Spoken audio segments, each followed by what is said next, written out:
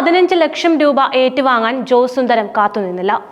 ജീവിതത്തിൽ ഒറ്റയ്ക്കായി പോയ ജോസ് കഴിഞ്ഞ ദിവസം അന്തരിച്ചപ്പോൾ കൂട്ടായി സുഹൃത്തുക്കൾ ഉണ്ടായിരുന്നു എന്നത് പുണ്യമാണ്. എന്നിരുന്നാലും കുടുംബത്തിലെ വലിയൊരു ദുരന്തത്തിന്റെ രക്തസാക്ഷിയെ പോലെ ജോസ് അവസാന കാലത്ത് ജീവിതം തള്ളി നീക്കുകയായിരുന്നു. നന്ദൻകോട് ബെയിൻസ് കോമ്പൗണ്ട് 115 സുന്ദരഭവനിൽ JC ജോസ് സുന്ദരം 65-ാം വയസ്സിൽ മരിക്കുമ്പോൾ ഓർമ്മ ഇടയ്ക്കിടെ അനുഗ്രഹിക്കുന്ന നിലയിലായിരുന്നു ജോസ്. സ്വന്തം കുടുംബത്തിലെ 4 പേരെ കൂട്ടക്കുരുതി നടത്തിയ കേഡൽ ജിൻസൺ രാജ എന്ന പ്രതിയുടെ അമ്മാവനാണ് ജോസ് സുന്ദരം. പാളയം MM ചർച്ച് സെമിത്തേരിയിലായിരുന്നു സംസ്കാരം. കേഡൽ ജിൻസൺ രാജയ്ക്ക് അഡീഷണൽ സെഷൻ കോടതി ജീവപര്യന്തം തടവാണ് വിധിച്ചത്. അക്കൂട്ടത്തിൽ പിഴത്തുകയായ 15 ലക്ഷം രൂപ മാതൃസഹോദരനായ ജോസ് സുന്ദരത്തിന് നൽകണമെന്നും വിധിച്ചിരുന്നു. 6ാം അഡീഷണൽ സെഷൻ ജഡ്ജി K വിഷ്ണുവാണ് ശിക്ഷ വിധിച്ചത്. എന്നാൽ ഓർമ്മ മങ്ങിയും തെളിഞ്ഞും വന്നിരുന്ന അദ്ദേഹം കോടതി ഉത്തരവും അറിയാതെ പരസഹായത്താൽ ജീവിക്കുകയായിരുന്നു. പാർക്കിൻസൺസ് വന്ന് 10 വർഷത്തോളമായി ചികിത്സയിലായ ജോസ് 6 മാസമായി കിടപ്പിലായിരുന്നു. തന്റെ ചികിത്സയും മറ്റും ഏറ്റെടുക്കണമെന്ന വാക്കാലെയുള്ള ഉറപ്പിലാണ് കേദലിന്റെ അമ്മ ജീൻ പത്മത്തിന് 8 വർഷം മുൻപ് ഇഷ്ടദാനമായി ജോസിന്റെ 4 സെന്റ് ഭൂമിയും വീടും എഴുതി നൽകിയത്. മാസം 50,000 രൂപയും നൽകണമെന്ന വ്യവസ്ഥയുണ്ടായിരുന്നു. എന്നാൽ ആദ്യത്തെ മാസം മാത്രമാണ് പത്മവും കുടുംബവും ജോസിനെ സംരക്ഷിച്ചത്.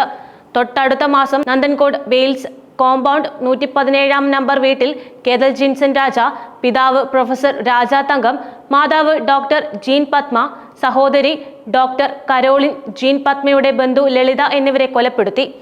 Doctor Jean Padma Arabia, Brunei എന്നിവിടങ്ങളിലാണ് ആദ്യ കാലഘട്ടത്തിൽ ജോലി ചെയ്തിരുന്നത്.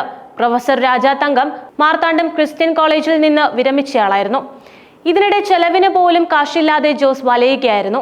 ചികിത്സാ ചെലവുകൾക്കായി വീട് തിരിച്ചു കിട്ടുന്നതിന് ജോസ് കേസ് നൽകിയിരുന്നു. പിന്നീട് മോഡൽ സ്കൂളിൽ ഒപ്പം പഠിച്ചതും ജോലി ചെയ്തതുമായ സുഹൃത്തുക്കളാണ് ജോസിന്റെ ചികിത്സാ ചെലവുകൾ നോക്കി വന്നത്. ഡിജിറ്റൽ മാർക്കറ്റിംഗ് ജീവനക്കാരനായി വീട്ടിലിരുന്ന് ജോലി ചെയ്തിരുന്നതിനാൽ ബാങ്ക് ബാലൻസും ഇല്ലായിരുന്നു. കുറഞ്ഞത് 5,000 രൂപയുടെ മരുന്നാണ് ഒരു മാസം വേണ്ടി വന്നിരുന്നത്. പരിപാലനത്തിനായി നിൽക്കുന്ന വീട്ടുജോലിക്കാരിക്കുള്ള കൂലി നൽകിയിരുന്നതും ജോസിന്റെ സുഹൃത്തുക്കളായിരുന്നു. വാക്കിംഗ് സ്റ്റിക്കിന്റെയും വീൽചെയറിന്റെയും സഹായത്തിലുള്ള ജീവിതമായിരുന്നു 6 മാസമായി. മാനസിക രോഗമുണ്ടെന്ന് വിശ്വസിക്കാനാകുന്നില്ല. ചിലപ്പോൾ അവന്റെ അഭിനയമാകാം അത്. എന്തിനായിരുന്നു ഈ ക്രൂരത എന്ന ചോദ്യത്തിന് അറിയാതെ ചെയ്തു പോയതെന്ന് വളരെ നോർമലായാണ് കേദൽ അന്ന് ഉത്തരം നൽകിയത്. ജയിലിൽ വെച്ച് അവസാനമായി കേദലിനെ കണ്ടപ്പോഴുള്ള രംഗങ്ങൾ ഇടയ്ക്കിടയ്ക്ക് ജോസ് സുന്ദരം ഓർത്തെടുത്ത് ഇങ്ങനെ പറഞ്ഞിരുന്നു. ജീവപര്യന്തം കഠിന തടവിനും 15 ലക്ഷം രൂപ പിഴയ്ക്കുമാണ് കേദലിനെ ശിക്ഷിച്ചത്. പിഴ ഒടുക്കിയില്ലെങ്കിൽ പ്രതി 1.5 വർഷം അധിക തടവ് അനുഭവിക്കണം. പ്രതി പിഴ ഒടുക്കിയാൽ അത് കേസിലെ 1ാം സാക്ഷിയും കേദലിന്റെ മാതൃസഹോദരനുമായ ജോസ് സുന്ദരത്തിന് നൽകാനും കോടതി നിർദ്ദേശിച്ചിരുന്നു.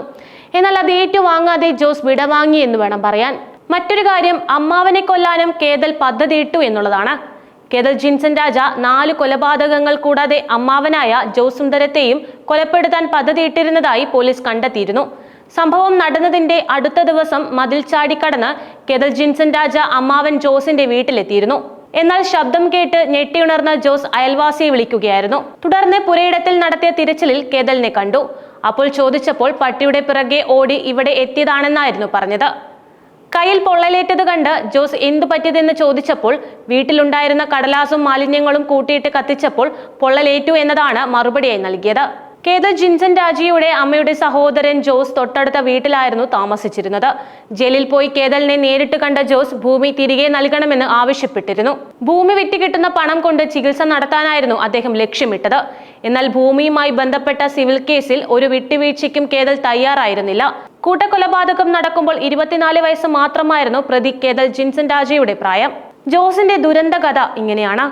വിശ്വസിക്കാൻ വളരെ പ്രയാസമുള്ള കഥയാണ്. ജോസിന്റെയും പരേതനായ ജിൻ പത്മയുടെയും പിതാവ് ചെല്ലയ്യൻ തിരുവനന്തപുരത്തെ ഏറ്റവും പ്രശസ്തരായ അധ്യാപകരിൽ ഒരാളായിരുന്നു. മോഡൽ സ്കൂളിലെ ഇംഗ്ലീഷ് മാത്സ് അധ്യാപകനായിരുന്നു ചെല്ലയ്യൻ. ജോസും മോഡൽ സ്കൂളിലാണ് പഠിച്ചത്. സ്കൂളിൽ സമരം നടക്കുമ്പോൾ മറ്റു കുട്ടികളെല്ലാം ക്രിക്കറ്റ് കളിക്കാൻ പോകും. ജോസിനെ മാത്രം ക്രിക്കറ്റ് കളിക്കാൻ വിടില്ലെന്ന് അദ്ദേഹത്തിന്റെ സഹപാഠി പറഞ്ഞിരുന്നു. ജോസിന്റെ സഹോദരി ജീൻ പത്മ അന്ന് നിർമ്മല സ്കൂളിലെ 1ാം റാങ്കുകാരിയായിരുന്നു. ചെല്ലയ്യൻ സാർ ജോസിനെ കടുത്ത ശിക്ഷണത്തിൽ വളർത്തിപ്പോന്നു. ജോസ് പഠിപ്പിൽ മിടുക്കനായിരുന്നു. പക്ഷേ പൊതുവിജ്ഞാനം കമ്മിയായിരുന്നു. അക്കാദമിക് മികവ് കൊണ്ട് തിരുവനന്തപുരം എഞ്ചിനീയറിംഗ് മെക്കാനിക്കലിൽ BTechന് ജോസിന് അഡ്മിഷൻ കിട്ടി. പാസ്സായെങ്കിലും ജോലി കിട്ടാത്തത് പ്രശ്നമായി മാറി. ആത്മവിശ്വാസക്കുറവായിരുന്നു ജോസിന്റെ പ്രശ്നം. പരീക്ഷയിൽ ജയിച്ചാലും ജോലി അഭിമുഖത്തിൽ ജോസ് പരാജയപ്പെട്ടു. മരിക്കാർ മോട്ടോഴ്സിൽ ജോലി കിട്ടിയെങ്കിലും അധികകാലം അത് തുടർന്നില്ല. വിവാഹവും നടന്നില്ല. പിന്നീട് സഹോദരിയുടെ സഹായത്തോടെ ഫാബ്രിക്കേഷൻ ബിസിനസ് തുടങ്ങിയെങ്കിലും അതും പച്ച പിടിച്ചില്ല. ജോസ് തൊട്ടതെല്ലാം പൊളിഞ്ഞുപോയി. ജീവിതത്തിൽ സമ്പൂർണ്ണ പരാജയമായി മാറി. പിതാവ് മോഡൽ സ്കൂളിലെ അറിയപ്പെടുന്ന അധ്യാപകൻ, അമ്മ കോട്ടൺ ഹിൽ സ്കൂളിലെ അധ്യാപക. തറവാട്ടുകാരാണ്, സമ്പന്നരാണ്. പക്ഷേ മക്കൾക്ക് സ്വാതന്ത്ര്യം നൽകാതെ, ജീവിതത്തിന്റെ ബുദ്ധിമുട്ടുകൾ എന്തെന്ന് മനസ്സിലാക്കാൻ അവസരം കൊടുക്കാതെ, കഠിന പ്രയത്നം ചെയ്യാൻ അനുവദിക്കാതെ അമ്മയും അച്ഛനും ജോസിനെ ഞെക്കി പഴുപ്പിച്ചുകൊണ്ടിരുന്നു. അങ്ങനെ വിവാഹം പോലും കഴിക്കാതെ പാരമ്പര്യ സ്വത്തിന്റെ കരുത്തിൽ ജോസ് ജീവിതം തള്ളി നീക്കി. ഒടുവിൽ ജോസ് രോഗബാധിതനായി. രോഗബാധിതയ്ക്കിടെയാണ് തന്നെ നോക്കാൻ വേണ്ടി സഹോദരിയെ സ്വത്ത് കൊടുത്ത് ഏൽപ്പിക്കുന്നത്. എന്നാൽ അധികം വൈകാതെ സഹോദരിയുടെ മകൻ കേതൽ കൊന്നു തള്ളിയപ്പോൾ അനാഥനായി മാറി. ഒരു രൂപ പോലും കയ്യിലെടുക്കാനില്ലാതെ സുഹൃത്തുക്കളുടെ സഹായത്താൽ ജീവിച്ചു പോരവെ കഴിഞ്ഞ ദിവസം ജീവൻ വെടിയുകയായിരുന്നു. സുഹൃത്തുക്കൾ തന്നെ ജോസിന്റെ മൃതദേഹം സംസ്കരിക്കുകയും ചെയ്തിരുന്നു. ഇതൊരു സാധാരണക്കാരന്റെ കഥയല്ല.